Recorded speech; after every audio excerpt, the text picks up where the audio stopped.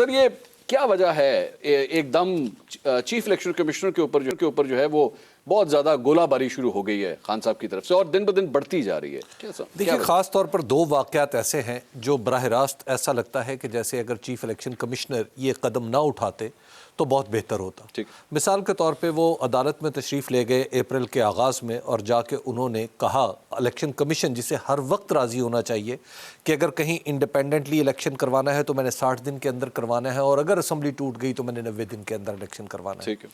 वो अदालत में तशरीफ़ ले गए और वहाँ जाकर उन्होंने कहा कि मैं तो अक्टूबर से पहले इलेक्शन नहीं करवा सकता। ठीक है। और उस वक्त पीटीआई इलेक्शन करवाना चाह रही थी। उनके इस स्टेटमेंट ने पीटीआई के लिए काफ़ी मुश्किलात क्रिएट कर दी और फिर अदालत के अंदर ये फैसला भी हुआ कि जनाब फिर rest is the history.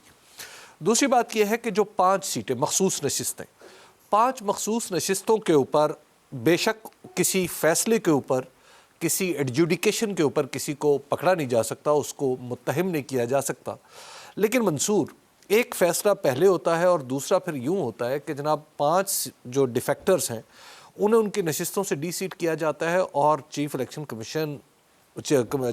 Commissioner और उनके दीगर जो अरकान हैं वो ये फैसला करते हैं कि यूँ और यूँ और यूँ करके ये 5 सीटें एक्चुअली 17 जुलाई के बाद दी जाएंगी।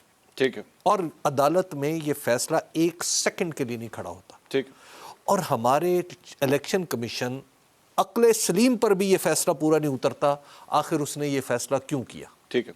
तो लिहाजा इन 2 फैसलों से इलेक्शन कमीशन की पोजीशन बड़ी वाज़ेह हो जाती है। ठीक। जो अगर पॉलिटिकली देखा जाए हो सकता है कि कानूनी तौर पर दुरुस्त हो सारी चीजें, लेकिन आपका जो पहला जो पार्टी पॉइंट था ना, आपका जो पहला पॉइंट था उस पे चूंकि जाहिर बात है यहाँ पे इलेक्शन कमीशन तो है नहीं, लेकिन मैं उनका मौक़िफ़ सिर्फ आपके सामने रख देता हूँ।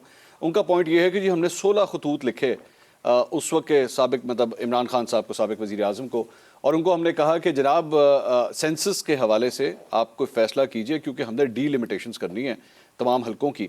और जब सुप्रीम कोर्ट ने हमसे सवाल किया तो तब तक हम डीलिमिटेशंस नहीं कर सके थे, जिसके लिए करना बहुत ज़रूरी था। आज इस वक्त, आज जिस तारीख में ये प्रोग्राम हो रहा है, तो अब इलेक्शन कमीशन का मौक़िफ़ ये है कि जी वो डीलिमिटेशंस हो चुकी हैं, नाउ वी आर रेडी।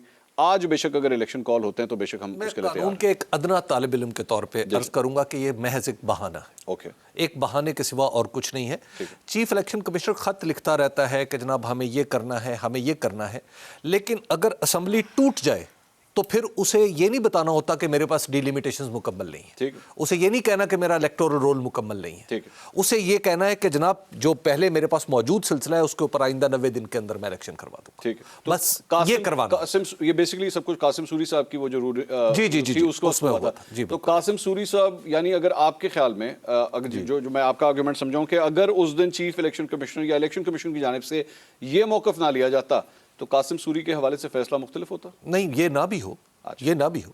असल बात यह है कि क्या अगर मैं चीफ इलेक्शन कमिश्नर हूं तो मुझे जाके अदालत में क्या कहना है? ठीक है। मुझे तो जाके यही कहना है कि जनाब हाँ मैं 90 दिन के अंदर इलेक्शन कराने के लिए तैयार हूँ। लेकिन उस वक्त कहूँ कि मेरे पास गाड़ी नहीं है, मेरे पास डंडी नहीं है, मेरे पास पेन नहीं है, कागज़ नहीं है, तो मंसूर कितनी मज़े की ये नौकरी है कि आप सरकारी गाड़ी चलाएं, आप सरकार से पैसे लें, आप एक इंडिपेंडेंट ओहदा एंजॉय कर रहे हो, शोफर ड्रिवन आपके इर्द गिर्द गाड़ियाँ चल रही हों, और जब आपकी नौकरी का टाइम आए और आप जाके कहते नहीं सॉरी आज अभी मैं तैयार नहीं हूँ, मैं अभी ठीक है, ठीक। क्या आप और मैं अपने टीवी चैनल्स को ये कह सकते हैं कि आज हम प्रोग्राम के लिए तैयार नहीं? इम्पॉसिबल।